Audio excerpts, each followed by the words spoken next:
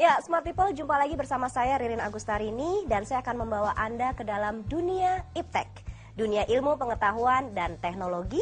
Dan ini adalah sebuah tayangan talk show yang akan membicarakan hal-hal yang aktual dalam dunia ilmu pengetahuan dan teknologi dan tentu saja manfaat-manfaatnya dalam kehidupan Anda. Bicara iptek, sadar iptek, inilah Iptek Talk.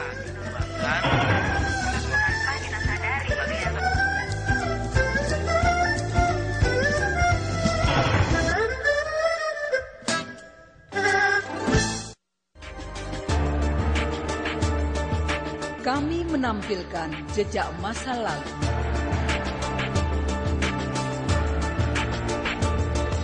keberagaman dalam persatuan dan inovasi, serta pionir-pionir bangsa.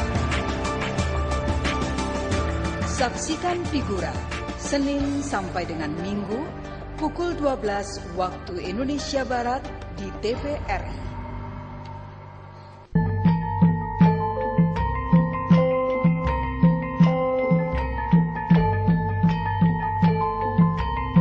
Kota Gede sebagai kota tertua di mana sebagai pusat perdagangan terkenal dengan kerajinan peraknya.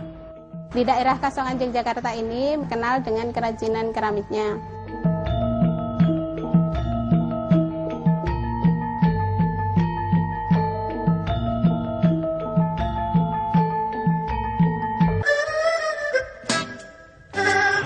Kali ini kita akan mengangkat satu temuan terbaru. Kalau kita mengingat ke belakang, barangkali banyak atau kita juga sudah tahu kasus-kasus yang terjadi akibat dari kebocoran data suara dan juga transkripsi yang seringkali bisa menimbulkan permasalahan atau dampak ekonomi, sosial, bahkan juga politik begitu besar.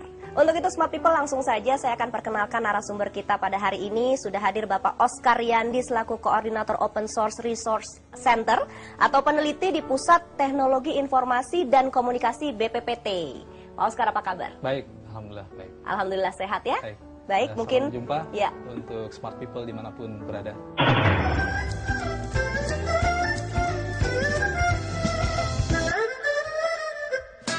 Dan Pak Irfan tidak hanya sendiri, tidak hanya berdua dengan saya karena kita hadir bertiga dengan Bapak Irfan Setiaputra selaku Direktur Utama PT Inti, Industri Telekomunikasi Indonesia. Apa kabar Pak Irfan? Baik. Sehat Pak? Sehat. Selamat berjumpa Smart People.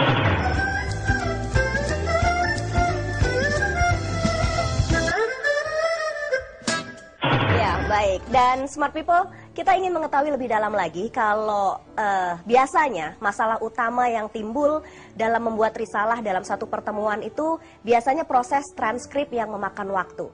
Nah, rupa-rupanya Pak Oscar ini sudah mempunyai satu temuan, satu sistem temuan yang bisa mempermudah, mempercepat proses tersebut. Bisa diceritakan temuan apa itu Pak Oscar? Ya, jadi kami di BPPT dari tim Open Source Resource Center melakukan suatu riset tentang sistem untuk menghasilkan risalah maupun resume pertemuan secara otomatis dengan menggunakan teknologi pengenal wicara bahasa Indonesia dan pensummary dokumen. Baik, hanya bahasa Indonesia saja? Sampai saat ini Sementara ini kami fokus ke dalam bahasa Indonesia, namun tidak menutup kemungkinan juga kami akan mengembangkannya ke bahasa selain bahasa Indonesia. Oh, baik-baik. Lalu saya akan tanya sama Pak Irfan sekarang dari PT Inti nih. Untuk pengembangannya atau apa peran serta PT Inti dalam penemuan ini? Ya, mungkin ceritanya agak sedikit panjang ya. Jadi kami melakukan diskusi di BPPT karena ini kaitannya sebenarnya adalah kerjasama erat antara lembaga penelitian dengan industri. Gitu. Dan kami sangat tertarik dengan apa yang dikerjakan oleh Pak Oscar dan teman-teman. Dan akhirnya kami sepakat dengan BPPT untuk menjalin kerjasama. Memang pada awalnya kerjasamanya ini kita agak rikuh nih, enak cari cara yang paling enaknya bagaimana gitu. Tapi akhirnya kita mencapai satu kesepakatan kerjasama yang menguntungkan kedua belah pihak, di mana pengembangan dan hak cipta daripada produk ini masih tetap di BPPT, tapi kemudian kita mendapatkan lisensi dan hak eksklusif selama 5 tahun ke depan untuk memasarkan ini ke pasar di Indonesia. Baik, baik. Dan apakah perisalah ini yang pertama atau ini meneruskan dari generasi sebelumnya atau bagaimana nih Pak Oscar? Ya, untuk riset tentang perisalah atau lebih khusus lagi tentang penerapan teknologi pengenal bicara bahasa Indonesia untuk risalah rapat, mungkin boleh dikatakan ini yang pertama di Indonesia, dan mungkin tidak berlebihan kalau dikatakan bahwa untuk bahasa Indonesia sistem seperti ini yang pertama juga di dunia. Jadi kami mengembangkan dengan latar belakang tadi ada masalah-masalah, misalnya kesulitan melakukan transkripsi, bahkan mungkin seorang transkriptor itu sulit menentukan kapan seseorang mulai bicara, siapa yang berbicara. Biasanya dia fokus pada menuliskan apa yang dia dengar dari tape ataupun dari misalnya digital voice recorder.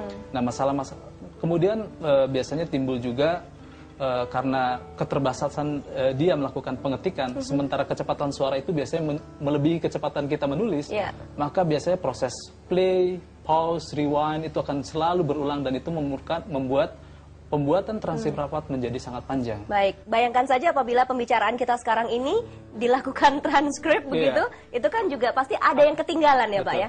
Jadi berarti alat perisalah ini amat sangat membantu. Seperti apa sih sistemnya? Ya, jadi perisalah ini akan secara otomatis menangkap semua pembicaraan peserta rapat maupun pidato secara otomatis menjadi teks transkripsi, dan kemudian teks transkripsi ini bisa langsung dikoreksi saat itu juga. Apabila terjadi kesalahan transkripsi yang dilakukan oleh sistem, akan menghasilkan suara dan teks transkripsi yang sangat identik. Jadi suara dan teks itu akan 1:1 ya.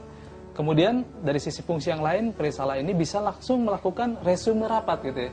Jadi misalnya dalam rapat 1 jam kita ingin mengetahui apa sih substansinya. Kita ingin tahu kalau 35% dari substansi rapat itu apa. Kita bisa langsung keluarkan saat itu juga. Selain daripada itu juga kita bisa melakukan pengarsipan rapat secara lebih efektif dan efisien. Mungkin bisa kita bayangkan yang cara konvensional, kita ingin mencari rapat atau diskusi misalnya 2 tahun yang lalu. Kita tentu akan sangat kesulitan ya, misalnya tolong dong minta transkrip dan suara rapat pada waktu pada 1 April 2003 gitu. Mungkin kita bisa menemukan transkripnya, teks tertulisnya, tapi ketika tanya di mana suaranya, aduh kasetnya sudah di mana, aduh recordingnya sudah di mana. Mungkin kasetnya sudah ditiban lagi dengan bisa jadi seperti itu. Begitu. Nah, kami dengan teknologi perisalah ini memungkinkan pengarsipan rapat itu dengan lebih mudah. Jadi kita bisa mencari misalnya berdasarkan tanggal rapat atau berdasarkan konten dari rapat, ya, judul rapat atau agenda rapat, itu bisa kita cari dengan. Jadi sortnya bisa macam-macam ya, bisa dari mulai tanggal, bisa konten rapatnya apa, bisa ada pilihannya. Betul, bisa. Berapa lama data ini tersimpan Pak? Bisa tersimpan? Itu akan sangat bergantung kepada kapasitas storage server yang digunakan. Baik. Biasanya selama ini kami mengamati 1 jam rapat atau diskusi itu bisa menghasilkan hampir sekitar 500 mega data ya. Jadi bisa dibayangkan kalau misalnya setiap hari rapatnya panjang. Seperti mungkin di lembaga legislatif mungkin memerlukan storage yang cukup besar. Betul, gitu. Baik. Nah, Pak Irfan, kalau tadi kan saya menginformasikan kepada Smart People juga bahwa dengan adanya sistem baru perisalah ini juga meminimalisasi yang namanya dari sisi keamanan, kebocoran data dan lain sebagainya. Lalu Pak Irfan sendiri melihatnya bagaimana? Sampai seberapa yang namanya keamanan ini bisa terjaga dengan sistem ini? Ya, di dalam kondisi biasa atau normal itu, di mana rapat seperti disampaikan tadi ada rekaman baik itu video maupun suara, kemudian ada transkrip secara tidak langsung. Artinya transkrip itu diciptakan bukan pada waktu rapat, tapi diciptakan dari video maupun suara tersebut. Nah, proses manipulasi terhadap itu bisa kemungkinan terjadi. Kalau untuk mengecek apakah sebuah notulensi rapat itu 100% genuine atau 100% tepat dengan apa yang dibicarakan, artinya itu mesti dicek dua-duanya pada saat yang bersamaan. Nah, keamanan data ini yang ingin saya katakan itu adalah bahwa kita meminimalisir keterlibatan manusia di dalam pembuatan itu. Tapi sebenarnya namanya keamanan itu satu hal lah, tapi menurut saya yang justru lebih penting lagi adalah kecepatan. Kami mendengar bahwa banyak lembaga-lembaga pemerintah, institusi hukum itu membutuhkan waktu hampir 3 minggu sampai 1 bulan untuk menghasilkan sebuah notulensi, sebuah persidangan atau sebuah rapat. Kalau itu hanya untuk kepentingan pengambilan keputusan, mungkin jadi masalah. Tapi Anda bisa membayangkan kalau itu ada kaitan dengan masalah hukum. Betul. Ya, Smart People, kita akan jeda dulu sejenak dan setelah itu kita kembali lagi. Tetap saksikan Iptek Talk.